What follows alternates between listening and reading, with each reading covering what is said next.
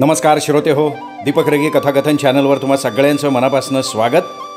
मित्रांनो, तुम्ही ऐकताय अभय बापट यांची गेस्ट हाऊस ही कादंबरी आणि आज भाग 8. पाणीनी उलट तपासणी घेण्यासाठी उभा राहिला. तू म्हणालास की सगळी जागा पिंजून काढून तपासली आहेस. मग तू लिहायचं टेबलही तपासलं असशील ना. तिथे काही कागदपत्र आणि चेकबुक, चेकच्या काउंटर्स तुला दिसल्या? हां, तिथे होतं चेकबुक. मग ते चेकबुक कुणाचं होतं ते तुला समजलं? आम्हाला एवढंच समजलं की चेकच्या काउंटरवरचं अक्षर तपनचं होतं आणि ती काउंटर ज्या मूळ चेकची होती तो चेक बँकेत वटवला जाऊन रोख रक्कम काढली गेली होती आणि त्या मूळ चेकवरचं अक्षरसुद्धा तपनचंच होतं. इन्स्पेक्टर तारकर सावधपणे म्हणाला. पाणिनीनी त्याला परत विचारलं, सगळ्या चेक्सवरचं? एक चेक हरवला आहे त्यातला. नेमका कुठला चेक हरवला आहे? ज्या चेकच्या काउंटरवर 5,000 रक्कम टाकण्यात आली होती तो चेक कुणाला दिला होता? नाही, कुणालाच दिलेला नव्हता. म्हणजे सकृतदर्शनी चेक लिहिला गेला होता, पण काउंटरवर रक्कम टाकल्यानंतर चेकबुकमधून फाडून टाकण्यात आला. काउंटरवर मात्र ओके असा शेरा लिहिण्यात आला. याचा अर्थ चेक फाडला असला तरी काउंटर ठेवायला हरकत नाही, पेईचं नाव न लिहिता. तारकर, हे तुझं मत आहे का अंदाजित निष्कर्ष आहे? योग्य असं मत आहे माझं. तुम्हाला फक्त वस्तुस्थिती हवी असेल तर माझं उत्तर असं असेल की चेकच्या काउंटर स्लिपमध्ये एक चेक 5,000 रक्कम लिहिलेला होता, त्यावर फक्त ओके एवढेच शब्द होते आणि ते शब्द तपनच्या अक्षरातले होते. ते मला माहिती नाही, इन्स्पेक्टर तारकर म्हणाला. मग हा जो चेक फाडण्यात आला होता आणि ज्याच्या काउंटर स्लिपवर 5,000 रक्कम टाकली गेली होती तो चेक खुनाच्याच दिवशी फाडला गेला होता? मला माहिती नाही. तारकर, तुला माहीत नाही? नाही, इन्स्पेक्टर तारकर ठामपणे म्हणाला. या काउंटर स्लिपच्या पुढेच एक काउंटर स्लिप होती ज्यावर ओजस्वी केणी असं नाव लिहिलं होतं. बरोबर आहे का नाही? हो, बरोबर आहे. आणि हा चेकसुद्धा पहिल्या चेकप्रमाणे फाडला गेला असणार, बरोबर आहे? पाणिनीनी विचारलं. पण तेवढ्यात दैविक दयाळ म्हणाला, हा प्रश्न वादाला निमंत्रण देणार आहे आणि साक्षीदाराच्या निष्कर्षावर याचं उत्तर अवलंबून आहे. न्यायाधीश कार्तिक भाटवडेकर यांनी पण मान हलवून त्याला दुजोरा दिला. तेवढ्यात पटवर्धनचे डावपेच दैविकच्या लक्षात आले आणि लगेच तो म्हणाला, थांबा, मी माझी हरकत मागे घेतो. इन्स्पेक्टर तारकरना उत्तर देऊ दे ह्या प्रश्नाचं. कोर्टाला वस्तुस्थिती हवी आहे, साक्षीदाराचं मत नको. प्रश्नावर हरकत घेतली जावो किंवा न जावो. माझं मत असं आहे की तपन केणीला जो 5,000चा चेक द्यायचा होता तो नजरचुकीनं त्यांनी दुसऱ्या चेकबुकमधनं काढला. त्याला त्याची चूक लक्षात आल्यानंतर त्यांनी तो चेक फाडून टाकला, पण त्याची काउंटर फाईल मात्र त्यांनी तशीच ठेवली आणि त्याच्यावर ओके असे शब्द लिहिले. याचा अर्थ त्याला असं म्हणायचं असावं की ही काउंटर फाईल इथे राहिली तरी चालेल. आणि आपली चूक लक्षात आल्यानंतर त्यांनी पुन्हा 5,000चा दुसरा चेक दुसऱ्या चेकबुकमधनं काढला. तारकर म्हणाला. त्याला पटवर्धननी विचारलं की हे चेकबुक तू पुरावा म्हणून जप्त केलं आहेस का? कशाचा पुरावा? आपल्या आयुष्यातल्या शेवटच्या दिवशी मयत व्यक्तीनं केलेल्या कृत्याचा पुरावा. नाही, आम्ही असलं काही केलं नाही, आम्ही फक्त चेकची यादी केली. बरं, मग ते चेकबुक आत्ता कुठे आहे? ते असेल त्या टेबलाच्या खाणातच. द्रौपदी मंडलिकनी मला फोनवर सांगितलं की तुम्ही तिला ते चेकबुक पोलिसांच्या ताब्यात द्यायला सांगितलं, पण कार्तिक भाटवडेकरांनी तारकरचं बोलणं मध्येच तोडलं. न्यायाधीश म्हणाले, ही साक्ष फारच भरकटत चालली आहे. ऐकीव माहिती दिली जाते. बचाव पक्षाला हवा असेल तर ते चेकबुक कोर्टात हजर करायची आज्ञा मी देतो, पण त्याचा या खटल्याशी काय संबंध आहे माझ्या लक्षात येत नाही आहे. पाणिनी म्हणाला, जर कोर्टाची हरकत नसेल तर मी खुलासेवार सांगायला तयार आहे. ही साक्ष दाखवून देते की तपन जेव्हा त्या आउटहाऊसमध्ये आला तेव्हा त्याच्याकडे चेकबुक होतं. त्याने आपल्या खिशातनं चेकबुक काढलं आणि ज्याच्या नावाची आद्याक्षरं OK अशी होती त्याच्या नावानं 5,000चा चेक लिहिला. तो घाईत असल्यामुळे चेकच्या काउंटरवर मात्र पूर्ण नाव न लिहिता फक्त आद्याक्षरं म्हणून OK असे शब्द त्यांनी लिहिले. चेकवर तारीख लिहिलेली होती का? नाही, फक्त रक्कम लिहिली होती आणि आद्याक्षरं. मग ठीक आहे ना, तुमचं म्हणणं जरी बरोबर आहे असं समजलं पटवर्धन, तरी त्यातून काय सिद्ध होणार आहे? नाही, यातून सिद्ध होतं की आणखीन कोणीतरी त्या आउट हाऊसमध्ये होतं त्या संध्याकाळी. हे बघा, तुम्हाला हवा असेल तर तुमच्या बाजूनं तुम्ही ते चेकबुक पुरावा म्हणून सादर करून घेऊ शकता.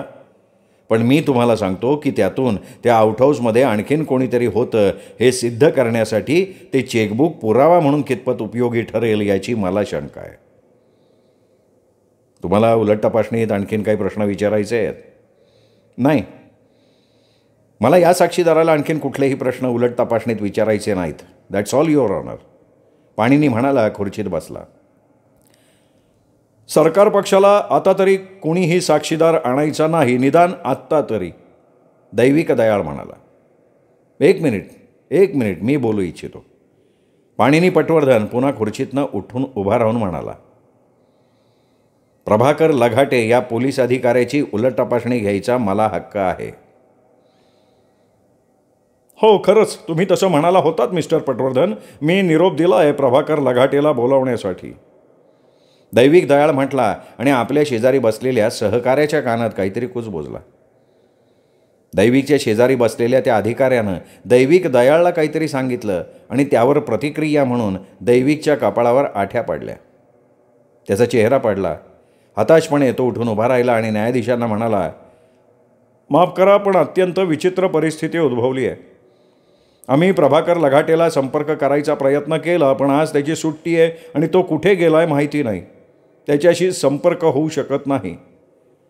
खरं तर या परिस्थितीला मी कारणीभूत आहे, कारण मी प्रभाकर लघाटेला सांगितलं होतं की मिस्टर पटवर्धन यांनी जर तुझी साक्ष काय असेल हे मी सांगितल्यानंतर जर आहे तसं स्वीकारलं तर तुला प्रत्यक्ष साक्ष द्यायला यायची गरज लागणार नाही. मिस्टर पटवर्धनांनी ती साक्ष स्वीकारली, पण उलट तपासणीचे अधिकार अबाधित ठेवून ती स्वीकारली.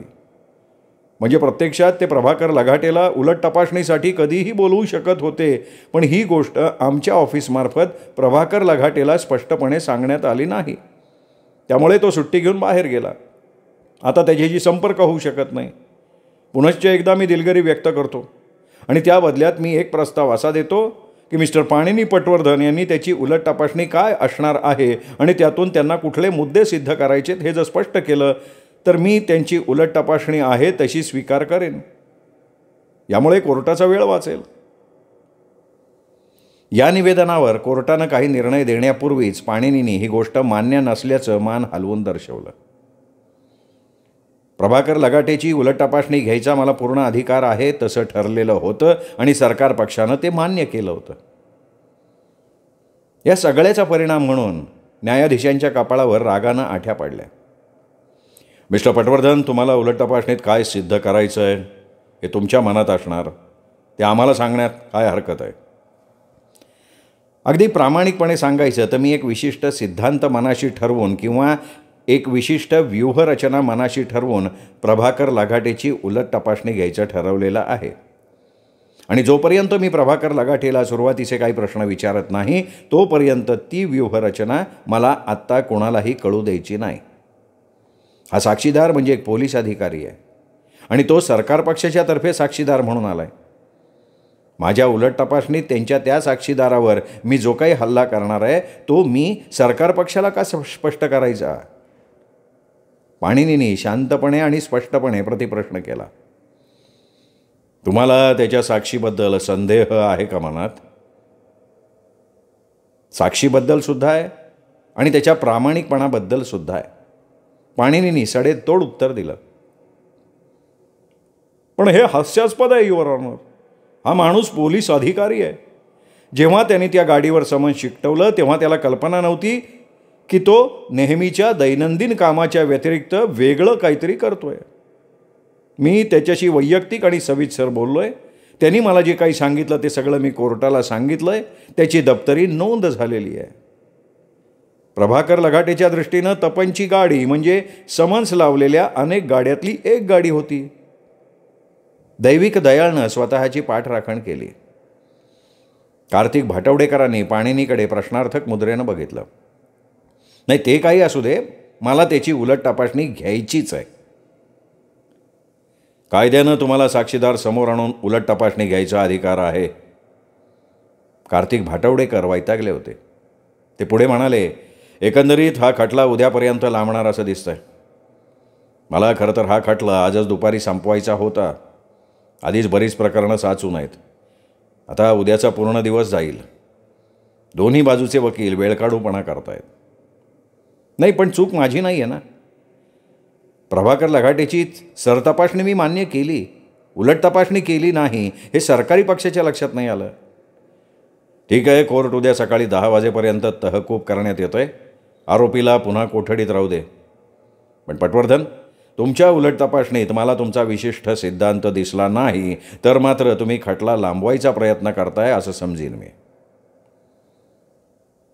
आकृती, तुला आणखीन काही सांगायचं आहे मला? पाणिनीने तिला विचारलं. तिचे अश्रू अनावर झाले होते. तिने मानेनीच पाणिनीला नकार दिला. मग पाणिनी तिला म्हणाला की मग ठीक आहे, उद्या कोर्टात भेटू आपण 10 वाजता. ऑफिसमध्ये पाणिनी पटवर्धन गोंधळलेल्या अवस्थेत बसला होता. डाव्या हाताच्या बोटानं तो टेबलावर बोटं आपटून आवाज करत होता. तर उजव्या हातात अर्धवट ओढलेल्या सिगरेटचं थोटूक होतं. त्याची राख हळूहळू रक्षापात्रात पडत होती. धूर सरळ रेषेत हवेत एका विशिष्ट उंचीपर्यंत जाऊन पसरत होता. सौम्या सोहनीला पाणिनीच्या या सगळ्या मानसिकतेची सवय होती. ती त्याला काहीही न विचारता टेबलाच्या एका बाजूला हातात पेन्सिल आणि वही घेऊन तयारीत बसली होती. सौम्या, मी सांगतोय ते लिहून घे. अचानक तंद्रीतून बाहेर येत पाणिनी म्हणाला. असं गृहीत धरू की आकृती खोटं बोलतीये. प्रत्यक्ष पुरावा ती सांगत असलेल्या हकीकतीच्या विरुद्ध आहे. मग ती खोटं का बोलेल? ती खरंच दोषी आहे म्हणून? तसं असेल तर उपलब्ध असलेल्या पुराव्याला पोषक अशी गोष्ट तिने रचली असती. तेवढं समजण्याइतकी ती हुशार आहे, पण तसं झालेलं नाही. तो जे बोलेल ते सौम्या वहीत उतरवत होती. पाणिनी पुन्हा थांबला. ती कोणाला तरी सांभाळून घेत असावी, कोणाला तरी संरक्षण देत असावी, पण कुणाला? आणि तिची या पद्धतीची गोष्ट कोणाला संरक्षण देणार? पाणिनीला उत्तरं सुचली नाहीत. त्यांनी रक्षापात्र बाजूला ठेवून दिलेली सिगरेट चुरगळून विझवून टाकली. तो खुर्चीतनं उठला आणि खिशात हात घालून येरझाऱ्या घालायला त्यांनी सुरुवात केली. ही त्याची नेहमीची पद्धत होती. एखाद्या गोष्टीवर लक्ष केंद्रित करायचं असेल तर चालता चालता त्याला नवीन कल्पना सुचत असत. आत्ताही तसंच झालं. 2-3 फेऱ्या मारल्यानंतर तो थांबला मध्येच. आणि ती जर खरं बोलतीये असं मानलं तर मग घडलेल्या घटना तिच्या हकीकतीशी जुळत का नाही आहेत? कारण एकच असू शकतं की आपल्याला सर्वच्या सर्व घटनांची माहितीच मिळाली नसेल. माझ्या खुर्चीच्या मागे भिंतीवर एक वाक्य लिहून ठेवायला हवं, तुमच्या अशिलाच्या बोलण्यावर विश्वास ठेवा. पण ती खरं बोलतीये का? सौम्यानं विचारलं. हां, ती खरंच बोलतीये. आरोपीच्या वकिलानं सापडू नये अशा सापळ्यात अडकलोय मी. कसला सापळा? सौम्यानं काळजी वाटून विचारलं. सरकार पक्षाच्या बोलण्याची मोहिनी पडली मला आणि त्यांनी सांगितलं तसंच घडलं असावं हे मी मान्य करून बसलो, कारण त्याच्या म्हणण्याला पुष्टी देणारा पुरावा त्याच्या बाजूने होता म्हणून. सर, याचा अर्थ उपलब्ध पुराव्याचे 2 अर्थ निघू शकतात. निघत असलेच पाहिजेत सौम्या, निघत असले पाहिजेत. मला सांग सौम्या, प्रभाकर लघाटे हा पोलीस अधिकारी त्यांचा प्रमुख साक्षीदार होता. मग त्याला ते कोर्टात येऊ द्यायला का टाळत होते? साक्षीसाठी सुद्धा त्यांनी त्याला येऊ दिलं नाही आणि उलट तपासणीसाठी सुद्धा ते त्याला आणायचं टाळतायत. मग मला सांग, असं काय असेल त्या प्रभाकर लघाटेकडे सांगण्यासारखं की त्यामुळे सरकार पक्ष पालथा पडेल? ते त्याची साक्ष अगदी किरकोळ आणि कमी महत्त्वाची असं भासवतायत. त्याच्या उलट तपासणीमधनं आरोपीला मदत होणारं काहीतरी चव्हाट्यावर येईल अशी त्यांना भीती वाटत असावी सौम्या. सर, पण प्रभाकर लघाटे भेटत नाही आहे असं त्यांचं म्हणणं आहे ना. तो सुट्टी घेऊन बाहेर गेलाय वगैरे वगैरे. हे बघ, या सगळ्या थापा आहेत. आरोपीच्या वकिलानं काहीही गृहीत धरून जाता कामा नये, हेच खरं. प्रभाकर लघाटे काय साक्ष देणार होता ते आपल्याला माहिती आहे, कारण सरकारी वकिलांनी ते आपल्याला सांगितलं आहे. पण ते खोटं सांगत असतील तर नाही, तेवढं साहस दैविक दयाळ करणार नाही, कारण तसं केलं तर त्याच्यावर कोर्ट कारवाई करू शकतं. त्यामुळे त्याला सत्यच सांगावं लागेल, पण त्याला संपूर्ण सत्य सांगण्याची गरज नाही आहे. म्हणजे बघ, सरकारी वकील दैविक दयाळ असं म्हणाला होता की प्रभाकर लघाटे अशा आशयाची साक्ष देईल की त्याला तपनची गाडी अग्निरोधकासमोर लावलेली रात्री 9ला दिसली. नियमबाह्य गाडी लावल्याबद्दल त्यांनी समज शिटकवलं. आता मला सांग, या गोष्टीबद्दल मी उलट तपासणी घेऊ नये असं त्यांना का वाटत असावं? पाणीनी स्वतःशी बोलल्यासारखा पुटपुटला. सौम्या त्याच्या प्रश्नाचं उत्तर नाही देऊ शकली. तीही गोंधळलेलीच होती. पाणिनींनी पुन्हा येरझाऱ्या घालायला सुरुवात केली. आकृती सांगतीये की तिने तपनची गाडी अग्निरोधकासमोर लावली, म्हणजे प्रभाकर लघाटेची साक्ष त्याला अनुसरून आहे. पण प्रभाकर लघाटेनं एकदाच समज शिकवलं. अरे देवा, मी मूर्ख आहे अगं, अचानक पाणिनी म्हणाला. मग बरोबर आहे ना, ते प्रभाकर लघाटेला माझ्यासमोर का आणू इच्छित नाहीत? तो उलट तपासणीत काय सांगेल याचा त्यांना अंदाज आलाय, म्हणून ते घाबरलेत. पण काय घडलंय काय असं? सौम्याची उत्सुकता वाढली होती. अगं, प्रभाकर लघाटे सांगेल की 9 वाजता समन शिकवल्यानंतर तो जरा दुसरीकडे जाऊन पुन्हा तिथे आला त्याची ड्युटी संपण्यापूर्वी, तेव्हा ती गाडी तिथून निघून गेलेली होती. पण अशी कशी गाडी जाऊ शकते मधल्या काळात? जाऊ शकते सौम्या, जाऊ शकते. कारण आकृतीनं आपल्याला सांगितल्याप्रमाणे तिने गाडीची किल्ली आतच ठेवलेली होती, गाडीच्या इग्निशनला. आणि म्हणूनच कोणीतरी ती गाडी रात्री 9 नंतर, म्हणजे पहिलं समन्स लावल्यानंतर घेऊन गेलं आणि रात्री 12 पूर्वी पुन्हा ती गाडी अग्निरोधकासमोर लावून गेलं. दरम्यान रात्री 12ला प्रभाकर लघाटेची ड्युटी संपली, तेव्हा नवीन पोलिसांची जोडी आली. त्यांनी आधी प्रभाकर लघाटेनं लावलेलं समन्स बघितलं आणि तरीसुद्धा गाडी तिथेच आहे म्हणून पुन्हा एक समन्स लावलं. आणि त्यानंतरसुद्धा ती गाडी हलली नाही, म्हणून त्यांनी ती पहाटे उचलली, जप्त करून घेऊन गेले. सौम्या भांबावली आणि तिने विचारलं, पण कुणी नेली असेल ती गाडी मधल्या वेळेत? तेच आपल्याला शोधून काढायला पाहिजे सौम्या. आणि अशा ठिकाणी शोध घेतला पाहिजे जिथे खरं तर सुरुवातीला बघायला पाहिजे होतं. म्हणजे नेमकं कुठे? अभिज्ञा बोरा, नमन लुल्ला आणि आकृतीचा वरिष्ठ जयराज आर्य या दोघांची सेक्रेटरी. तुला आठवतंय? आकृतीने आपल्याला सांगितलं की लुल्ला कंपनीत नोकरी लागावी म्हणून खूप जणांनी अर्ज दिलेले होते आणि मुलाखतीसाठी खूप उमेदवार तिथे हजर होते. पण आकृतीनं मैथिली आहुजाला सांगितलं. तिने कोणाला तरी लुल्ला कंपनीत फोन केला आणि आकृतीला लगेच नोकरी लागली. इतर उमेदवारांना बाजूला टाकून तिला घेतलं गेलं. जयराज आर्यनं सुद्धा साक्षीत सांगितलं की आफ्रिकेला जाण्यापूर्वी तपननं आकृतीला नियुक्त केल्याचं खास पत्र दिलं होतं. हो, खरंच की. हा सगळा पुरावा अगदी आपल्या समोर असताना सुद्धा मी मूर्खपणा केला. चल सौम्या, निघू आपण. कुणाच्या मागे लागलो आहे आपण आत्ता? सत्याच्या.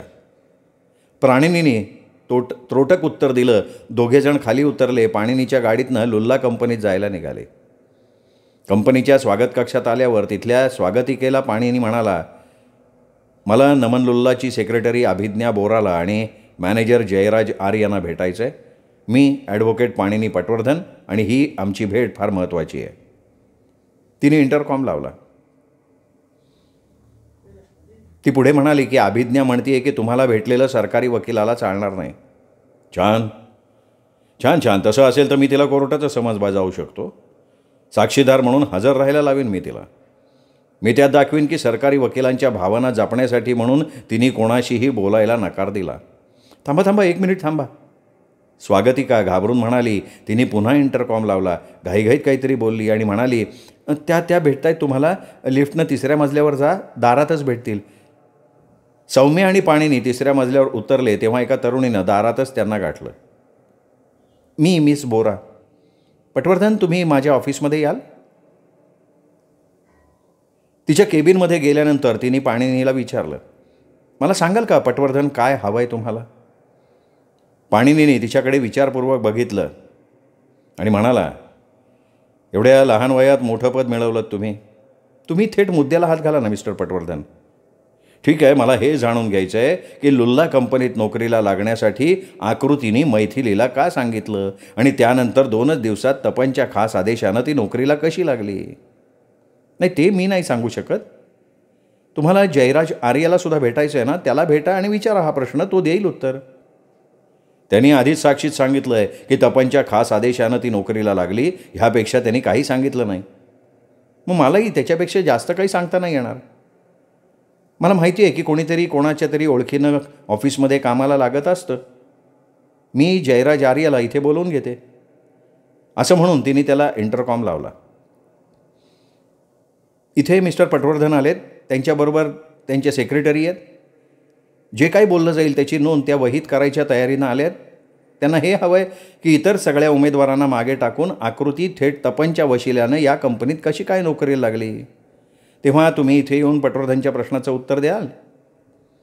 फोन ठेवून नंतर पाणिनीकडे वळून ती म्हणाली, आता आपल्याला सगळं चित्र स्पष्ट होईल. तपन गेल्यापासून त्याचे वडील नमन लुल्ला ऑफिसला आलेले नाहीत, पण त्यांची सेक्रेटरी म्हणून मी सांगू शकते की या ऑफिसमधून आकृतीला नोकरीवर घेण्यासाठी कुठलाही आदेश निघालेला नव्हता. मग मला जयराज आर्य येईपर्यंत जाणून घ्यायला आवडेल की तपन आणि त्याचे वडील एकत्र राहायचे का वेगळे राहायचे. तो वेगळ्या अपार्टमेंटमध्ये राहायचा. मग जेवण करायला वेगळा माणूस असेल? नाही. मग तो नेहमी बाहेर खात असला पाहिजे? नाही, ते मला कळायला मार्ग नाही. तपन ऑफिसच्या कामात बराच रस घेत असे का? हो, घेत असे. ऑफिसमध्ये त्याला विशिष्ट असं पद होतं. कंपनीचा उपाध्यक्ष होता तो. खूप प्रवास करायचा का तो? हो. वडिलांचे आणि त्याचे एकमेकांशी चांगलं सख्य होतं? हो, होतं. पाणिनी हसला. तुम्ही स्वतःहून फारशी माहिती देण्यात उत्सुक दिसत नाही मिस. मी जेवढं विचारतोय त्याला तुटक उत्तरं देताय तुम्ही. हे बघा, सविस्तर उत्तरं देण्याचा मला पगार मिळत नाही आणि आपली ही भेट नमन लुल्लांना आवडेल का नाही याची मला शंका आहे. पाणिनी काहीतरी खरमरीत उत्तर देणार होता, तेवढ्यात मागचं दार उघडलं आणि जयराज आर्य आत आला. येता पाणिनीकडे बघून हसला आणि नंतर त्याने मिस बोराकडे बघितलं. पटवर्धन, तुम्हाला जयराज आर्य माहिती आहेच? हो, आम्ही कोर्टात भेटलो आहे. ही माझी सेक्रेटरी सौम्या सोहनी. मला तुमच्याकडनं हवं होतं की आकृतीला तुमच्या कंपनीत नोकरी कशी मिळाली. हे बघा, कोर्टात सांगितलं आहे त्यापेक्षा याबाबतीत मी काही फार सांगू शकेन असं नाही. तुम्ही सांगू शकता मिस्टर जयराज आर्य. एखाद्याला नोकरीला लावणं हा तपनच्या नेहमीच्या सवयीचा भाग नक्कीच नव्हता. तुमच्या ऑफिसमध्ये पर्सोनेल डिपार्टमेंट आहे, त्याच्याकडे हे काम असतं. हां, बरोबर आहे. तरीसुद्धा आकृतीला नेहमीच्या पद्धतीनं नोकरीला न ठेवता थेट तपन्नमध्ये पडून तिला घ्यायला लावलं. हो, हेही बरोबर आहे. मग असं दिसतंय की आकृती पूर्वी तुमच्याकडे नोकरीला असणाऱ्या मैथिली आहुजाकडे गेली असावी आणि तिच्यामार्फत तिला ही नोकरी मिळाली असावी. अशी शक्यता असू शकते. असू शकते म्हणजे तिने तपनला फोन केला असेल आणि तिला नोकरीला लाव असं सांगितलं असेल. अच्छा, आणि म्हणून तिच्या फोनवरनं तपनने हिला नोकरीला लावलेलं असावं? पाणिनीने विचारलं. अहो, असावं काय म्हणताय? लावलं ना त्याने नोकरीला, नाही का? मैथिली आहुजानं तपनला फोन केल्याचं तुम्हाला माहिती आहे का?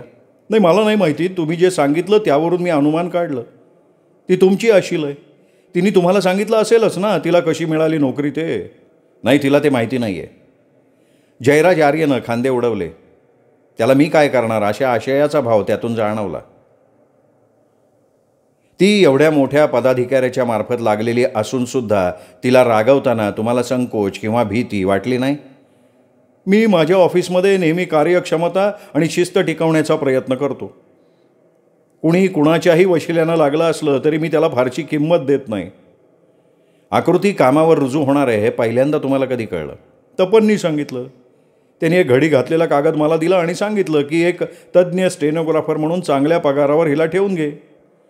अच्छा, म्हणजे कुठलीही परीक्षा वगैरे न देता ती थेट मोठ्या पगारावर रुजू झाली, बरोबर? हां, तशी वस्तुस्थिती आहे खरी. आणि ह्यापेक्षा तुम्हाला काही माहिती नाही? नाही, मला एवढीच माहिती आहे. असं दुसऱ्या एखाद्या व्यक्तीबद्दल घडलं आहे? मला माझं रेकॉर्ड तपासून सांगावं लागेल. आखडू नका उगीच. मी गरज वाटली ना तर तुम्हाला साक्षीदाराच्या पिंजऱ्यात पुन्हा बोलवू शकतो. तुम्ही दोघंही काहीतरी गंमत जम्मत करताय. काय म्हणायचं आहे तुम्हाला? मला काय म्हणायचं आहे हे तुम्हा दोघांना चांगलंच कळलं आहे. तुम्ही दोघंही एकमेकांना सांभाळून घ्यायचा प्रयत्न करताय. जेव्हा हिने तुम्हाला बोलवण्यासाठी फोन लावला तेव्हा तिने ऑपरेटरला नाही सांगितलं की जयराजला माझ्याकडे पाठव. तिने तुम्हाला थेट इंटरकॉम लावला आणि एवढंच नाही सांगितलं की माझ्याकडे या. तिने तुम्हाला सविस्तर सांगितलं की मी कशासाठी आलो आहे, मला काय म्हणायचं आहे. तिने हे सांगून तुम्हाला सावध केलं की सौम्या सोहनी होणारं बोलणं वहीत लिहून घेणार आहेत. बरं, नंतरसुद्धा तुम्ही लगेच नाही आलात.